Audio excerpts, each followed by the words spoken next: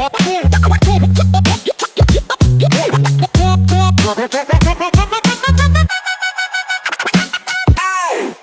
right, y'all, welcome to the Lawrence Souffrant Podcast, sponsored by Irv Lee Productions.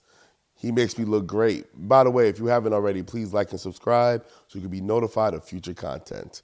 So one of the things that I've realized through the years of coaching and just talking with a lot of people, y'all don't know how to date. Like, y'all have no idea what you're doing in the dating scene. And so I decided to take it upon myself as your life coach to give you some tips that should help you when it comes to dating. Now, this is going to be, I would say, an extensive series because there's a lot of factors that need to be considered. Let me first define what I mean by dating or what context I'm coming from when it deals with dating. So really, dating is just going out, getting to know people. That's all dating really is. Some people date casually, just to be social. Some people date for sexual purposes, find one-night stands or sexual partners, whatever the case is. I'm dealing from the context of finding a life partner. That's what I'm dealing with. And I want to kind of deal with that because what I realized is there's a good amount of people, at least that I've spoken to, who thinks finding a good life partner is a matter of chance and luck. Like, you just get lucky. You dating somebody for a while, y'all vibing, and then boom, y'all able to do forever. That does happen, so I'm not going to act like that doesn't happen, but that's not really how this works, okay?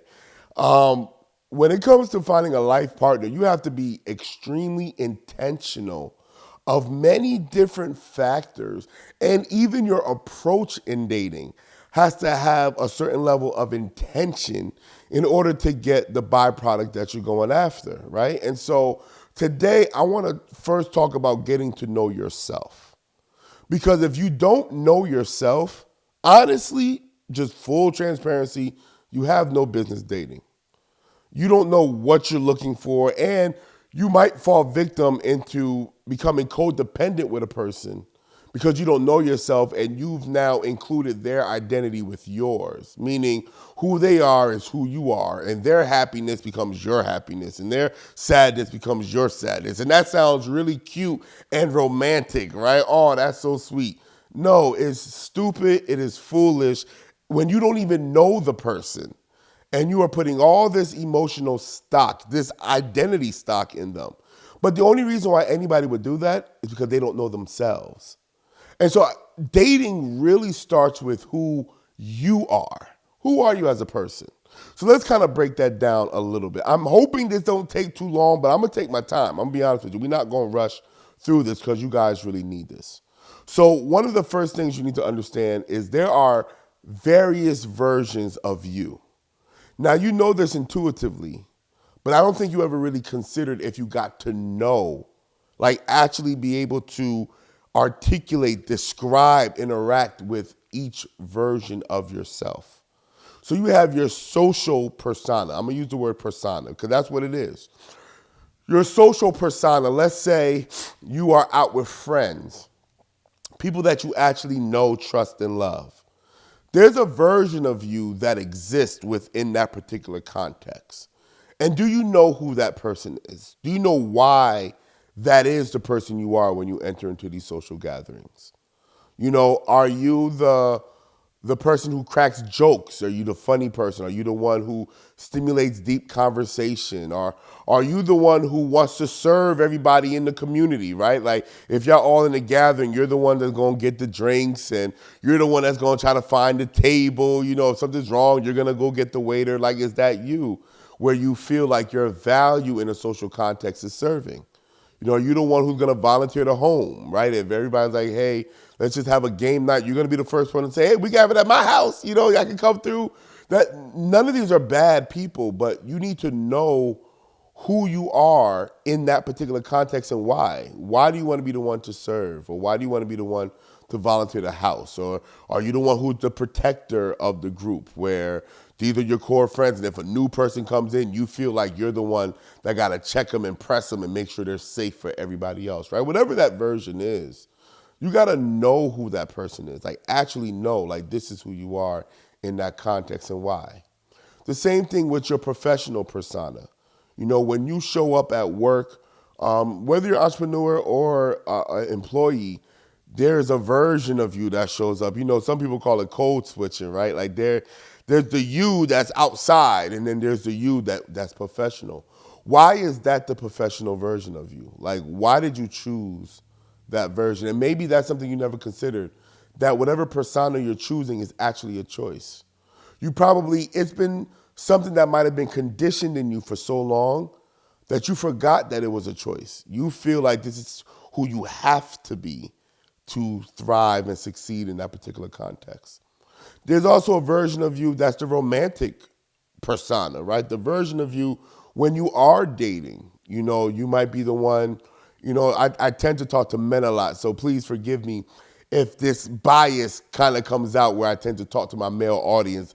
For the women, this also applies to you as well. But, for the brothers, are you the type that opens up doors and you feel like you got to be the one to pay for the dates and you got to set the date up? Are you the one that picks her up at a certain time? Or are you the type that, you want to meet at the particular location, whatever, Do you get flowers, you dress up in a suit, or do you, throw on some Timbs and put a grill in your mouth? What version of the dating is you, and why is that your version? Why is that your persona? 9 out of 10 out of all the personas that I mentioned, all of these are really protective survival mechanisms. You're choosing these personas because this is the persona that makes you feel safe in that context. And so if you're dating, let's say, and you want to throw on the suit and buy the flowers and chocolate and you want to go to that 5-star restaurant, there is an experience, a history or conditioning that you had that made you feel like you had to do that. Like, this will increase the chances of her wanting you and desiring you for whatever your purpose is. And that, once again, that doesn't mean that it's bad. It doesn't mean that it's negative. But if you don't realize that you're operating from a survival perspective, then you're going to be disappointed when you don't feel seen or heard or even valued. Because the truth is, you never showed them your true self. Some of you never even met the true you. Now, there is the you that you are in isolation when nobody's around and you're by yourself. Some of you run from that version of yourself. Some of you, it's so dark and it's so depressing and it's even, suicidal ideations and a lack of self-worth. So you don't even want to sit by yourself. You don't even want to know that version of you. But then if you don't know that version of you, what makes you think anybody else is going to get to know that version of you or even desires to get to know you? On some level, you're wanting people to love you more than you love yourself. And that's what I mean by it's leading to codependency, because you haven't given yourself the love that you deserve first. The best way for you to love somebody else is to love yourself first. Maybe nobody ever told you that, but if you're going to go to the best restaurants to impress somebody else because it increases your chance of them loving you, why wouldn't you go to the best restaurants because that's what you deserve, right? Like, why would you cheat yourself? You're cool with McDonald's when you're by yourself, but when you're out with the lady, you got to go here, you got to go there, because she needs that and she wants that. But you don't even really desire that for yourself, or you don't think you're worthy of that. Make it make sense, because here's what's going to happen. Your budget, your finances, your energy, you're going to exhaust yourself because you're never actually being yourself. You're being all these type of personas. When I hear people say they hate their job, part of the reason why they hate their job is because they can't be themselves at work. They hate the clothes they have to wear.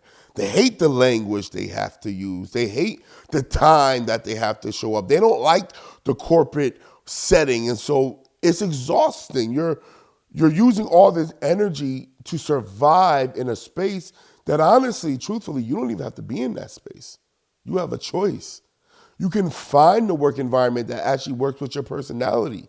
You can find a work environment that works with your authentic self. But if you don't know who that is, then how are you going to know the job that actually matches that, right? And so there's that part of you, right, that manifests, that shows up when you're by yourself. But that version of you actually fluctuates from being very melancholy to being very bright and joyful. You are a mirage of a bunch of different emotions and energies and personalities, right? And sometimes the persona that you choose is connected to the version of yourself that you think is the better version of you, right? So if you are a funny person, like myself, for example, I'm a comedian by myself. I have so many jokes when nobody's around and I'm cackling, I'm laughing by myself. I don't need other people around to have jokes. As a matter of fact, I could be around other people and I'll have jokes that I know is inappropriate for the setting. I'm laughing internally. I'm smiling because I'm laughing at myself.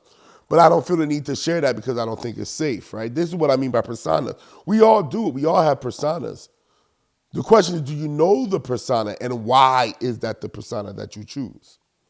So the first level is getting to know all of your personas and why. Why is this me in this space? We could take it further, the father persona or the mother persona. We'll say the parent persona, right? For whatever reason, you feel like to be the best parent you can be, you have to show up this way. And I see parents do it all the time. They put on this high-pitched voice when they're talking to their kids and, they don't want to talk too harshly, and so they find ways to spin things positively. And I'm not, once again, I know I'm repeating myself, but I want to make this clear. I'm not saying any of that is bad. But if that's not you, then it's exhausting. And this is why I keep bringing this point up.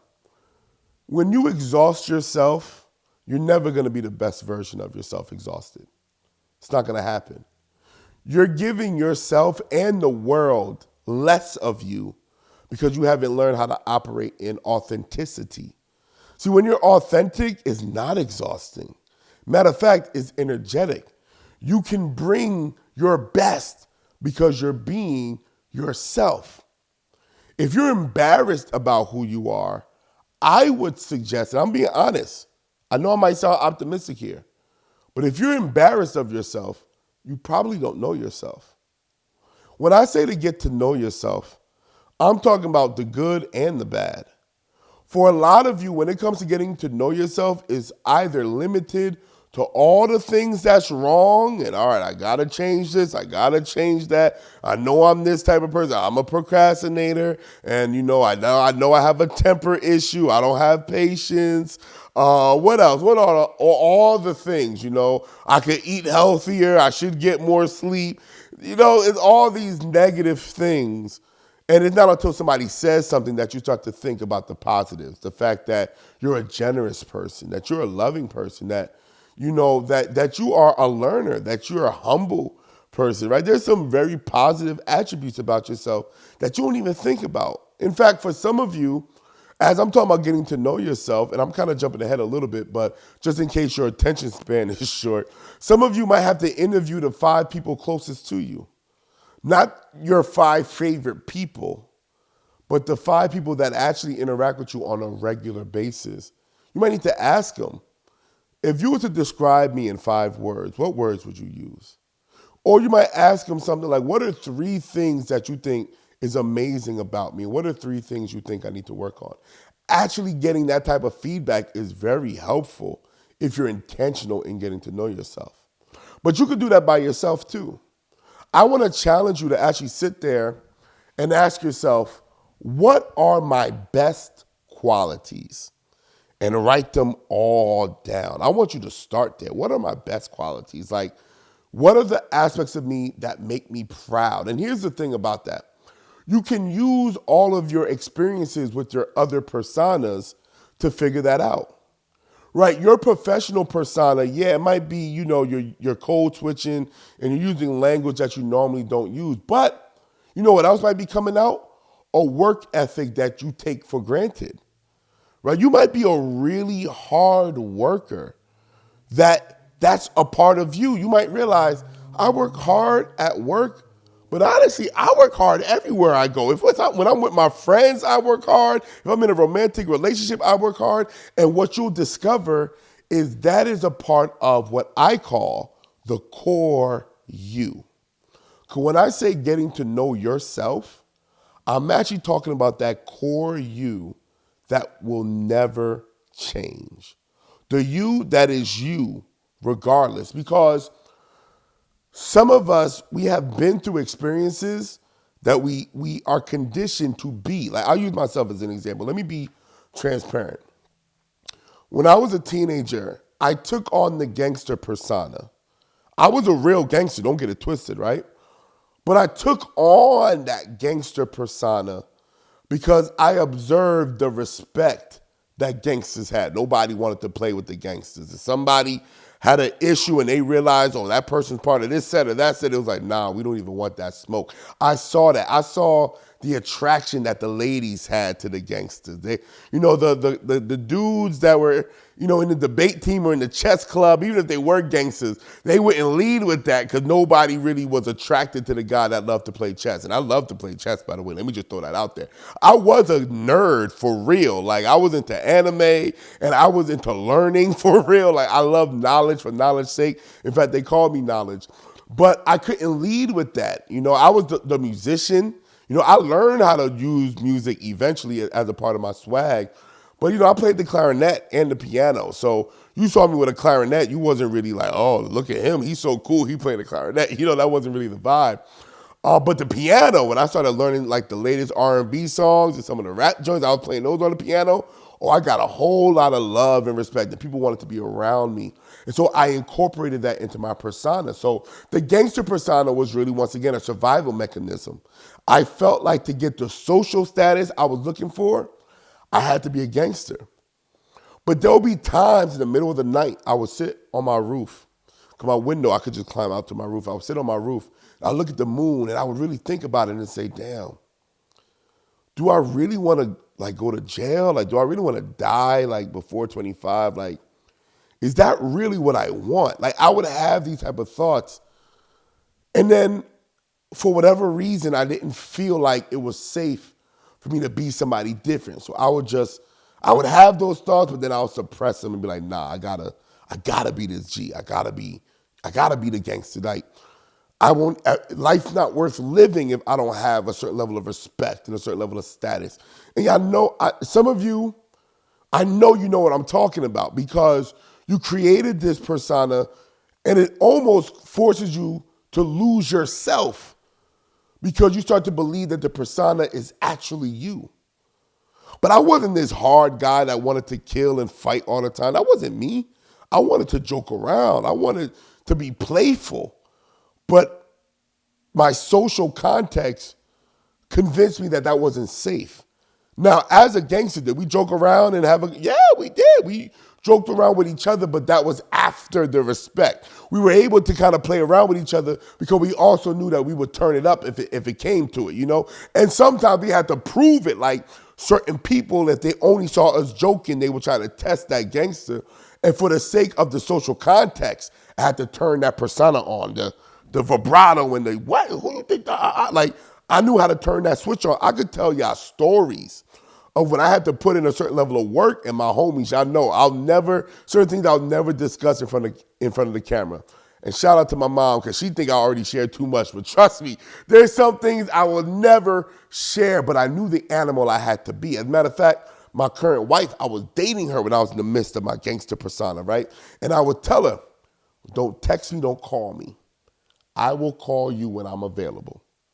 Why would I do that? Because when I had to do the work that I had to do as a gangster, I couldn't think about the ones that I cared about. It would cause you to make different decisions because the choices I made literally put my life and my freedom on the line, right? And when you start thinking about the things you can lose if this goes left, you're not going to make those same choices. So I would tell her, don't call me, don't text me, I'll hit you up when I was available. As a matter of fact, my girl was one of my wife now, she was my safe space. She was the space where I could be my core self. I could laugh with her, I could cry with her, I could joke with her, I could have serious conversation with her. There wasn't too many people that could see that side of me and still accept me because, we are social beings. Anyone who says that we don't need community, we don't need to be loved by anybody else, they're lying. That's not scientifically true. There were experiments done, and it's sad that they would even do this to children, but young babies, some babies were handled by actual human beings, and some babies were handled by robots, right? No, or they would keep them in like a incubator type where you could put your hands in there to change their diaper and to feed them, but no real social interaction. And those babies died. Like, being social is a part of our survival. And that's why we create survival personas. Because intuitively we realize I can't live in this world as an island. I have to be connected to other people. So I'm not saying to turn away your personas. I'm saying get to know you beyond the personas. Because if you're looking for a life partner and you wanted to have the longevity, if the Most High even bless you with long life, you want that person to be in love with the real you. Because here's the thing about personas. They change as seasons change. I'm no longer running the streets. I'm not outside like that. Do I still got that energy in me? Of course, it doesn't go anywhere, but I don't have to be the gangster. I can actually be the guy. If somebody cuts me off, I can be like, oh, you got it. I don't even got to look at it like, oh, he disrespecting me. I got to prove to him I ain't done. I'm a civilian now. You feel me? Like, I am a law-abiding citizen, so I don't have to be that guy. And it's so freeing to be able to acknowledge that I don't have to choose a persona that's exhausting. I'm an entrepreneur not because, I feel like it's the best lifestyle, though it has a lot of benefits, but it's also very stressful. You know why I'm an entrepreneur, if I'm honest with you? I don't like people controlling my time. And I don't like code switching, right? I know I have to be professional if I'm negotiating contracts with certain deals or whatever. Honestly, man, I have a lawyer for that, to be honest. I let her kind of come up with the language for my agreements and all that, because that's not really who I am, and I'm not about to exhaust myself being someone that I'm not. Even when I'm creating content like this, there is a persona that is created for content creation. But this persona is not so far from the real me. Like, if you have regular conversation with me, I'm always kind of dropping gems in this type of fashion. You're seeing an amplified version of the real me. I'm in a position, I'm sharing all this not really to boost myself up, but to be an example of what it means to be in a space where my personas are actually connected to a real authentic version of me. So even my life coaching, when I'm sitting there listening to you intently, right? You have my undivided attention. That is a professional version of me, but that's also an authentic version of me, just being channeled for the work that I do. You understand what I'm saying? Like, you don't have to be somebody. So if you feel like you have to be somebody completely opposite of who you are just to survive, I want to help you know you don't have to be in that space. And I know we're supposed to be talking about dating. I know this whole video is about dating, but if you don't know you, you can't get to know anybody else. I'm going to give you this bar if you've made it this far in the video. How you look at everybody else comes through the lens of how you look at yourself. That is a fact. You don't know any of these people. The judgments that you make about them based off of how they dress, how they talk, how they walk, the car they drive, where they live, all of those judgments that you're making about them are really the ways you would judge yourself if you were in those positions. I am giving you a gem for free right now.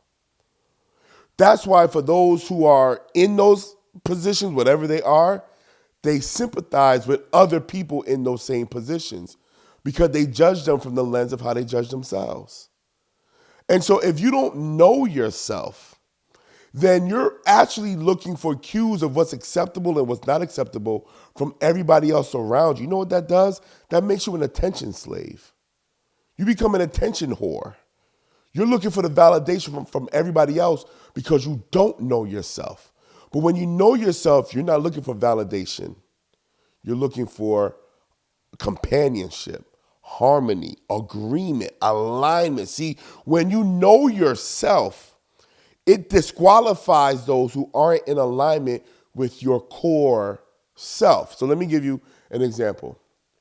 Let's say I'm a millionaire, because I'm speaking that into my life. I'm a millionaire. I am a multimillionaire. I have no less than $100 million tax-free. Bring it to me, Lord, right? If that's me and I attach myself to my money, I think the money is the core me. Then what happens if, God forbid, I lose it? Then life's not worth living. But if I can acknowledge this money is attached to me, but it's not me, then I'll never lose myself in the money, nor will I esteem myself higher than somebody else because of the money. Because the money is not really who I am. It's just an attachment. It's a byproduct of my work ethic or inheritance or whatever. And the work ethic is me. The money is not me. So now when I'm looking at somebody else, if I think the money is me and I see somebody who's poor, who don't have the money that I have, I'll make assumptions about their identity that might not be true. I might assume, oh, they broke, man. They must be lazy. They don't do nothing all day. And I hear those type of chatter. You never consider, what if that person went through a divorce and they rebuilding their life and that's why they in poverty? Or what if that person just lost everything in a fire and their insurance company is playing with them, like what happened in California? And now they starting over and you calling them lazy? When they been through some traumatic situations, you don't even know them, but you just drew it because you feel like your money makes you a big shot. So their lack of money makes them small. No, that money ain't really you. It's an attachment. That car, that ain't you. You have that car. Hundreds, maybe thousands of other people, if not millions of other people, have that car. You think that car is you? So everybody with a Ferrari is also you? No, it don't work like that. And I know we live in a generation, that's my twin. Y'all cute. Y'all need to know the real you. Who are you when nobody's watching? Who would you be if there was no judgment connected to it? Who would you be if you didn't go through that traumatic situation? If you was never mishandled, what type of person would you be? That's the real you. And when you know who you are, and look, I'm giving you the medicine with the sugar. I just gave you another gem on how to identify yourself, how to learn the core you. Because some of you, you're making life choices so that you never go back to a situation that you probably will never go back to, but you haven't gone through the healing to realize that. You're protecting yourself from something that's never going to come again. Think about what I'm telling you. Your persona is protecting you from an event that you will never experience a second time. But you are, because you feel like you have to be this person because of what you went through, you're creating a life that might be exhausting and even unfulfilling. You're disqualifying people that you should qualify, and you're qualifying people that you should disqualify, all because you've lost yourself. And I don't want to be insensitive. I know this can sound harsh. If we was in a coaching session, I wouldn't be this harsh. At least not on the first session. I mean, we might get there. You know what I mean? But in the first session, I wouldn't be this harsh. But I want to be real with you because I don't know if you're ever going to watch another video. I don't know if you're ever going to hit me up so we can go deeper about your nuance. But I want you to know the broken version of you is a version of you, but that's not the core you.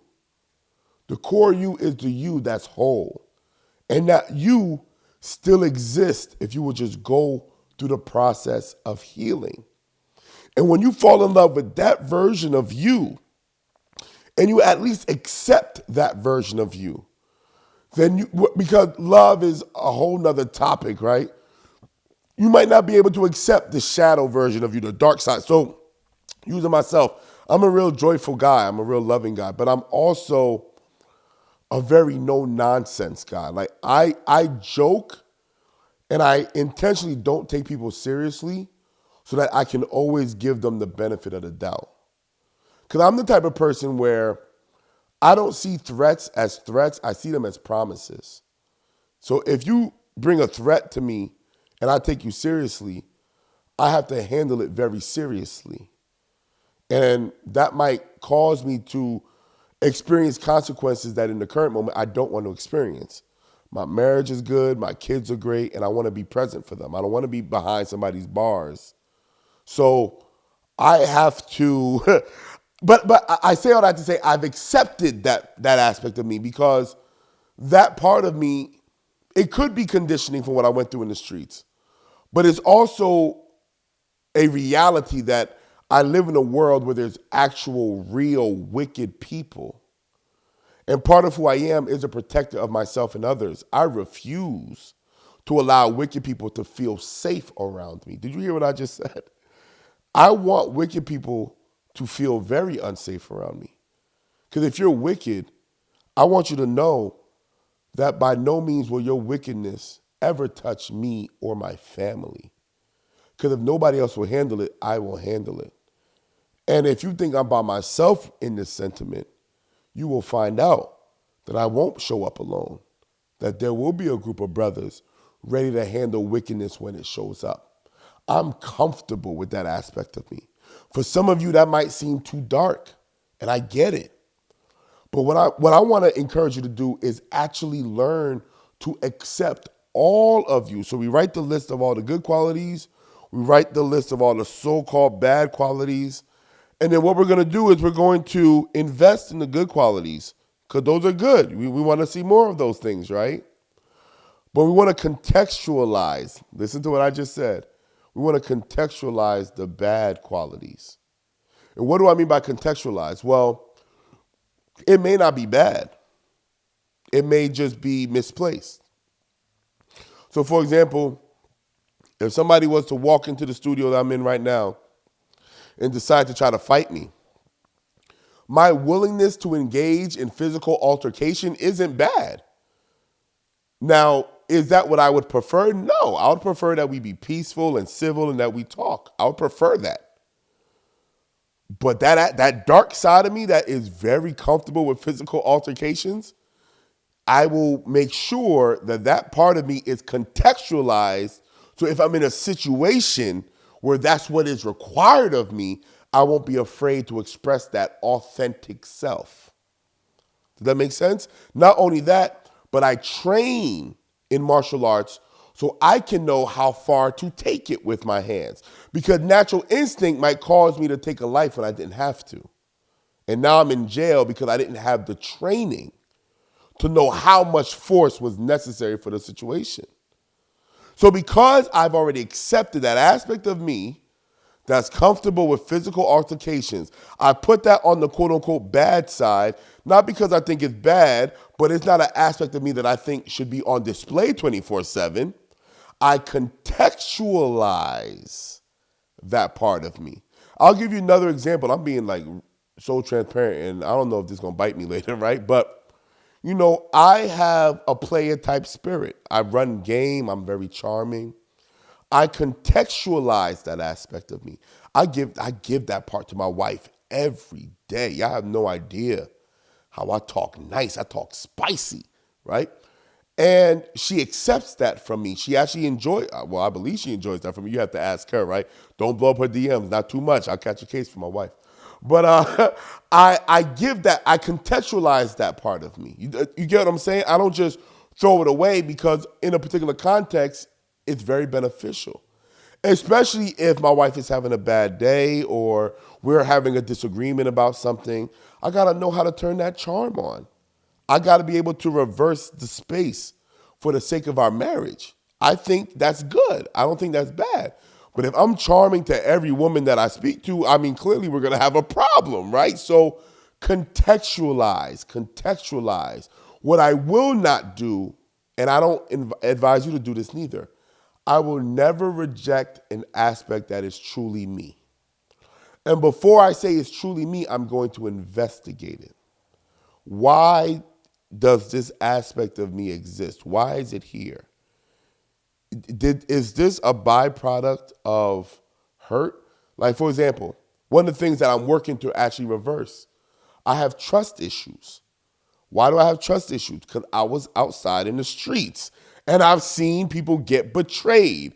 And I've seen what happens when people get betrayed. I've seen women be unfaithful. I've seen men rat on their brothers. Like, I've seen it all. So I don't trust people. I learned, years ago that my lack of trust is also preventing me from having real connections. And I realized that lack of trust is really conditioning from my experiences. So I have learned a process on how to discern and how to trust people. And because I've learned a process on how to do that, and maybe I need to drop a video on that. If you want a video on that, you already know the drill. Put it in the comment section. I'll do a whole video on a process on how to trust people if that's something that you guys care about. But in the process of learning how to trust people, I've been able to forge real relationships with people that I've met in a wilderness. I came to Alabama and knew nobody. And now, almost 20 years later, I have brothers. I have people that I can call brothers and sisters because I've learned how to trust. Have I also gotten burned in trusting the wrong people? I have. But you know what I've learned? There are more trustworthy people in this world than untrustworthy people if I follow the process.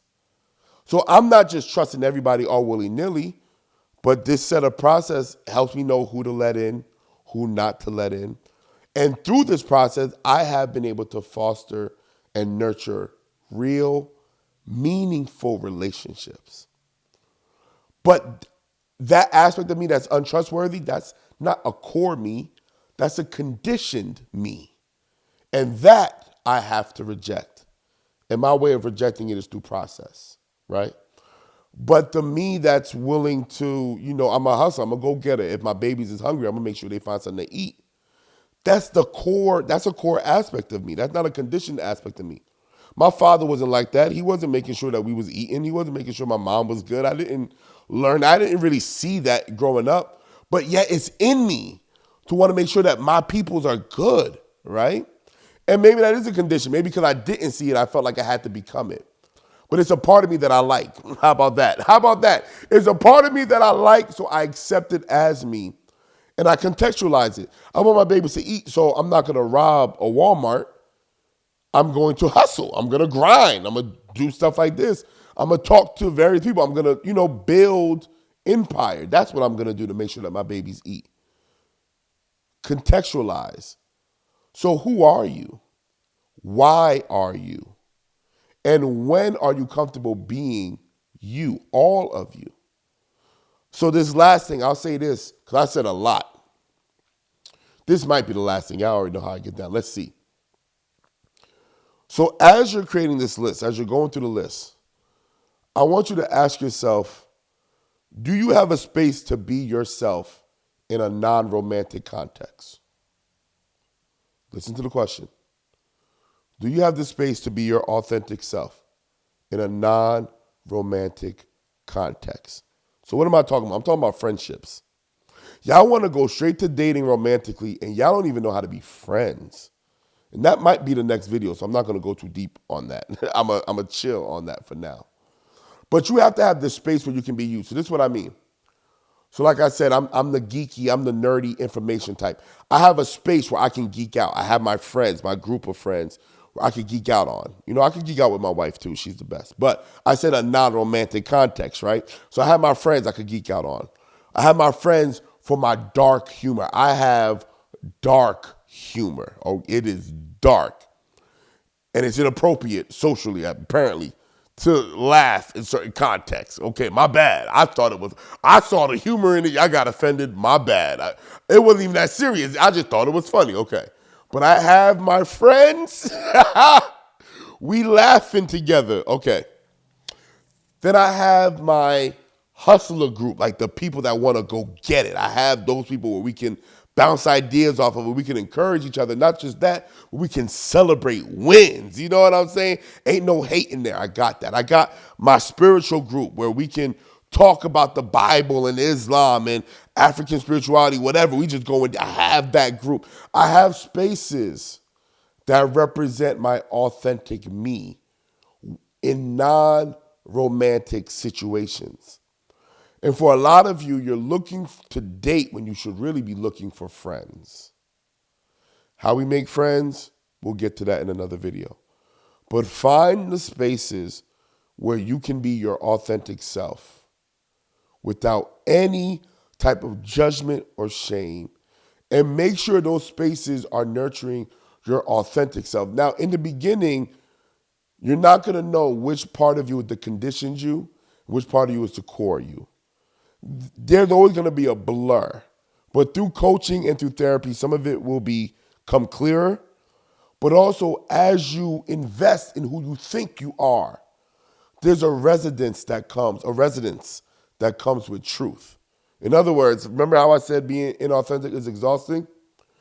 There might be a part of you that you like, that you're investing in, that is wearing you out. That's a sign that that's not really you. And if you think it's you, you have to figure out why you think that's actually you.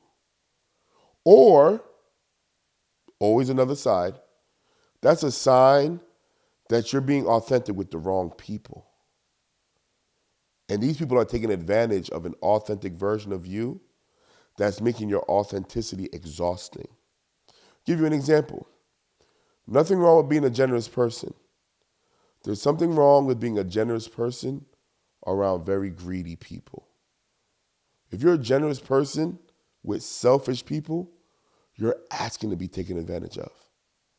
If you're a generous person around manipulative people, you're asking to be taken advantage of.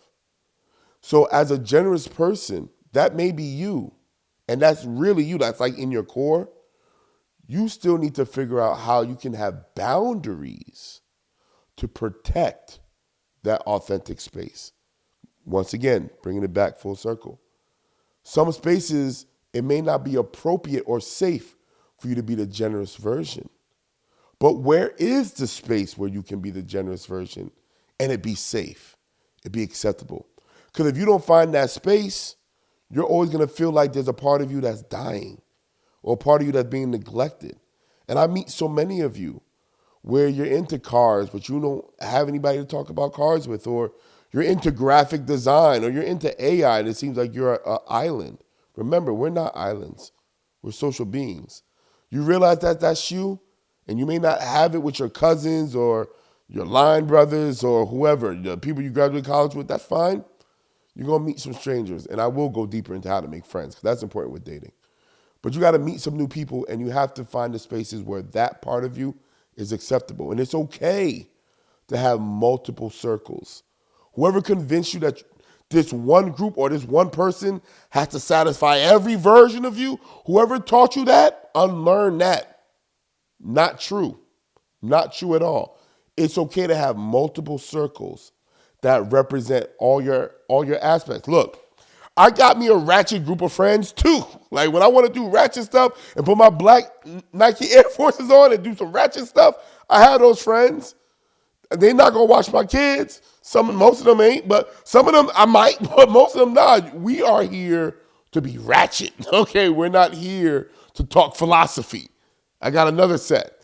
Now, if you're able to intersect multiple circles, then we might be best friends. I'm moving ahead already, right? I'm giving y'all too much already. So let me wrap this up about getting to know yourself. Learn all of your personas. Find a common trend between all the personas. What is similar with all of them? Then also find the parts in all of your personas that feels right to you. Like, this is actually me, right? It actually feels like yourself. But then also document the parts of you that doesn't feel like you. Like, what aspects of you doesn't feel like me? But also ask, why doesn't it feel like me? Because I'm going to tell you something. Some of you have neglected yourself for so long that the true you feels unfamiliar. I know people that get intimidated when they get into certain spaces, not because they don't belong, but because they've never been there. And so they're supposed to be multimillionaires, but they feel intimidated in spaces with multimillionaires because they're not there yet. So sometimes you feel uncomfortable, not because it's not you, but because you're just not used to it. So this is how you kind of judge the difference. If it's unfamiliar, but you have an attraction in that direction, then even if that whole thing isn't you, there is a part of you, there's a core you that finds itself in that space. So investigate it anyway. I'm not really comfortable, but I feel a drawing here. So let me find out what's really going on. Investigate it anyway. As you experience it more, it will become clear the parts that's actually you and the parts is like, yeah, no, I don't want no parts in that. It will become clear. It will. And ultimately what I'm asking you to do, and this is really, I could have summed this up by just saying this, to get to know yourself, you have to learn how to trust yourself. And a lot of you forgot how to do that. You've trust your religion, you've trust your parents, you've trust the politicians, you've trust all these outside forces, and you stop learning how to trust you. So everything that I said will only work if you are brave enough. I take that back. If you are courageous enough to actually trust you. That's how you get to know yourself. And just like it takes months, weeks, months, years to get to know somebody else, commit to learning you for the rest of your life. Because every season reveals a new part of you that you probably didn't even know was there. When I became a father, I learned things about me that I didn't know was there. When I was a husband first, I learned things about me. When I was a father, I learned things about me. When I became a teacher and an activist and all these things, all these seasons, all these experiences, it taught me about me. And that comes from a certain mindset. You need to look at everything you go through as an opportunity to learn about you. Why do I like this? Why don't I like this? Why am I indifferent about this? These type of questions, and through coaching, I could really help you with the nuance, but these type of questions help you be comfortable with you. So part of the difficulty in learning yourself and really loving yourself, because I talked about accepting yourself, but you also need to love yourself. And I might need to create a whole other video on that, because it may not have to be a whole separate podcast, but it might need to be a whole separate just video, right? But when you accept yourself, when you love yourself, the difficulty there is social pressures, society pressures. Sometimes society wants you to be one way, but in your core, you feel like you're supposed to be somebody else. Now, if you don't live in the U.S., I can't speak for any other country except the U.S. One of the benefits of living in the U.S. is that there's a social group that fits everybody. But there isn't a social group that fits every aspect of you. But we've always had in the U.S. outlaws, marginal groups, outliers, and they find ways to come together and support one another because mainstream society does not support them. That's one of the benefits of living in the U.S. And so if you don't want to be whatever society is asking you to be, before you completely reject it, once again, I'm always going to advise that you first ask the question why. Because there's a difference between not wanting to be whatever society wants you to be and not believing you can be whatever society wants you to be. And sometimes what society is asking of you is just overwhelming, but it's not necessarily bad. It may not, you might be able to hit those marks, but you don't believe that you can because plethora of reasons. I could go down the list, the way your parents talked to you, the way the other kids treated you when you was in high school or whatever. Plethora of reasons as to why you don't believe in yourself and that you can be the millionaire or you can be the CEO or you can be the director or whatever. It doesn't matter. So you're like, no, I want to be a hippie somewhere. It's okay if that's really what you want to be. As a matter of fact, it's going to be a very easy life. You're going to live a real simple living. I still hope you shower every day. Don't take on that once a week stuff from the hippies. I think they're missing the mark a little bit there. But and for the hippies, if I offended you, I'm sorry. That was a joke, okay? For all you sensitive hippies. But, there's nothing wrong with that. If you just say, look, I'm not here for the money, because I'm like that. Honestly, if I'm honest with y'all, I could care less about money. I appreciate money. I know what money can do for me and my family. But honestly, most of the money that I make is for my family and for the community. For me, I'm very simple. I don't need a lot, and I really don't want a lot. And if you don't believe me, talk to my wife, talk to my friends. I don't get excited about buying a new car.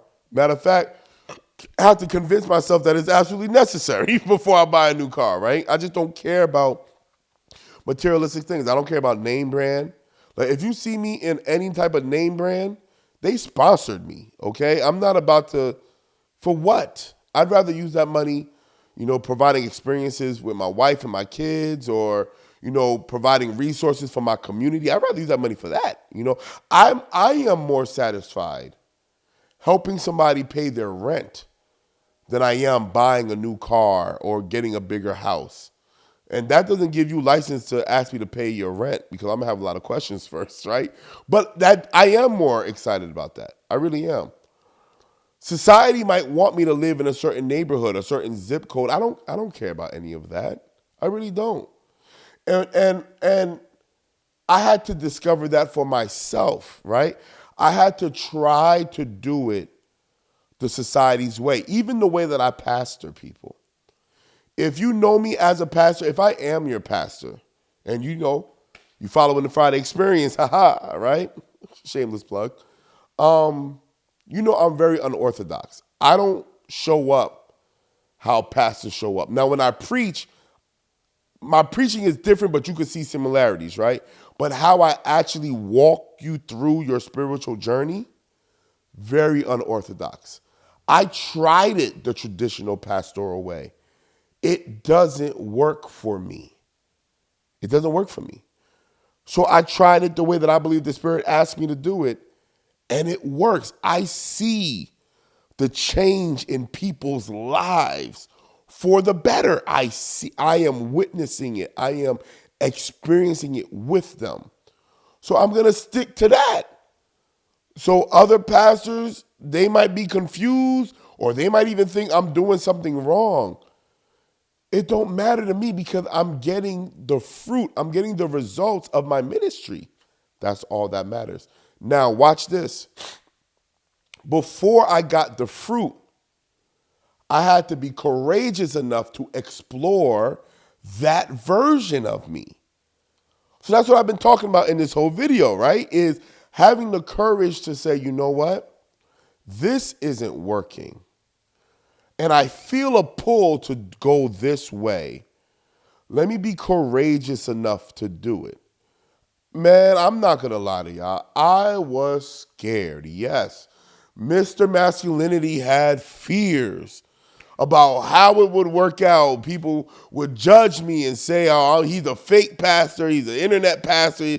I was scared of all of that. Trust me, it was nerve-wracking. And I'm like, man, Lord, I don't want to lead people down the wrong way. And I was all of these thoughts. I had all of these thoughts. But mind you, I also had the experience of being a traditional Orthodox pastor. I knew what that brought. I knew what that felt like. I knew what it produced. I didn't like it. And so my only other options was to explore a more authentic version of myself, which needs to get to know me better to figure out what that is, or quit pastoring altogether. And I know many people who left the ministry who would make amazing pastors if they would just view ministry differently, if they just changed their mindset on ministry differently. And though this is about dating, once again, I want to bring it back to that. If I'm going to be an unorthodox pastor and my wife wants me to be a traditional pastor, well, we're going to have some conflicts and some issues, right? Now, if I'm already married and I came to that realization, I would hope that my wife got to know the core me and loved the core me to respect my decision enough to pivot. If anything, what I've learned about the women that really get to know you as a man, she knows you before you even discovered that about yourself. She saw it in you before you even saw it in yourself. I'm talking about good, solid women that actually love you, okay? I'm talking about them. They will see something in you, and sometimes they'll even try to nurture that thing in you, and you're too busy rejecting them, trying to be who you've always been that hasn't been working because you're afraid of your own greatness. And if you're afraid of your own greatness, how do you think it's going to impact your romantic relationship?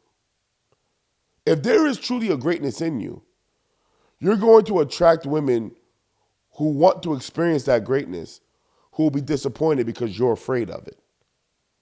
And I'm not saying be great for their benefit. I'm saying your greatness would benefit you too, but your fear is preventing you from exploring that aspect. That's why I changed it from bravery to courage. Because courage is being able to go through it while afraid. It ain't about your fear. You don't have to be fearless to be courageous. You have to be courageous in the midst of your fear. That's when courage matters. And so how do you get around social pressures and discovering yourself in the midst of social pressures? Try it. Try society's way.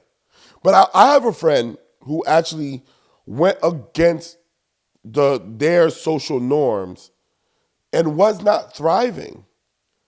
And they returned back to what they knew. And now life is a little more stable for them. It be like that sometimes, right? I mean, you want me to wax eloquent about that? Life is a journey. Life is an experience. It's a movie. Just experience it. Don't overthink it. Yeah, there's going to be ups and downs. Some things ain't going to work out how you expect it to. But it's all worth it if you're actually present and you're engaging in life. You're able to there's nothing more convicting than a mistake. Make a mistake. See how bad it was to do that. There's nothing more convicting. You will never do it again. When you're present and you see, and you have the grace to survive it and you didn't lose it all, you'll never do it again. I promise you'll never do it. There's nothing more convicting than that. And some of you're running from just mistakes. We all make them. If I'm going to make a mistake, actually, when I make mistakes in a way that helps me learn about me. So at the end of that mistake, I can say, okay, I know to not do that again because it's not in alignment with who I am. But you got to have some level of courage to jump into that darkness and explore every version of you. Some of it, like I said earlier, is conditioned. Some of it came from movies. Some of it's coming from music. Some of it. See, once you get to know yourself, though, you can then surround yourself with the things that encourage more of what you want to see. You can listen to the music that encourages who you want to be. You can put up the artwork that inspires you, that makes you feel alive. You can watch the movies that bring out the best or whatever, the version of you that you want. Like if me and the wife are chilling, I might not want to watch that movie that brings out that hustler. I might want to watch the movie that bring out the ratchets or we can have a nasty night, whatever the case is, right? But when you know yourself, then you know how things affect you. And then you can use that to your advantage. And then you're going to bring that into the relationship. I hope y'all got something. Well, not hope. I know y'all got something that will bless you. What was the one thing? What's your one takeaway? Because if you don't have a takeaway, this will never be practical to you. So what's your one takeaway? Write it in the comments. And remember, you are valuable. You matter. If nobody else tells you, I told you. Your presence is a present, a gift from God. You need to be here. I love you. Peace.